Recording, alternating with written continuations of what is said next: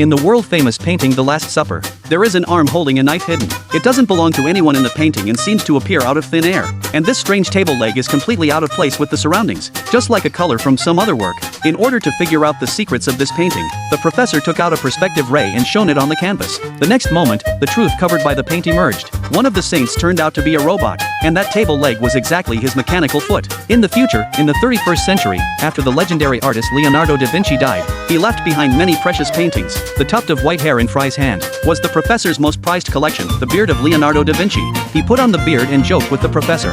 However, with a single sneeze, Fry destroyed the professor's collection. This also made the professor lose his last thought of his family. Just as he was on the verge of collapse, he suddenly discovered that there was actually a piece of paper hidden in the beard. When he opened it, he found it was a treasure map left by Leonardo da Vinci. It was also written on it that if one wanted the treasure, one should go and find it oneself. The secrets of the treasure were all hidden in this painting The Last Supper.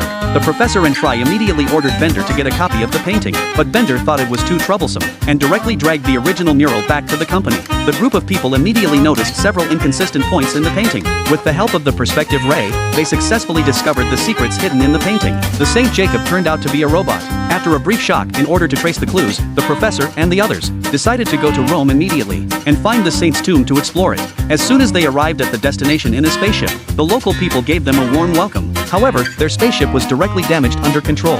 At this moment, everyone around was stunned, but they finally managed to enter the tomb. After searching in the underground tomb for a while, the professor found a line of Roman numerals in front of him. The professor suddenly took out a book from his arms. It turned out that he was going to decipher this line of numbers. After a while, the professor found the way to crack it. They just needed to take one step forward to disarm the mechanism and find the coffin in the tomb.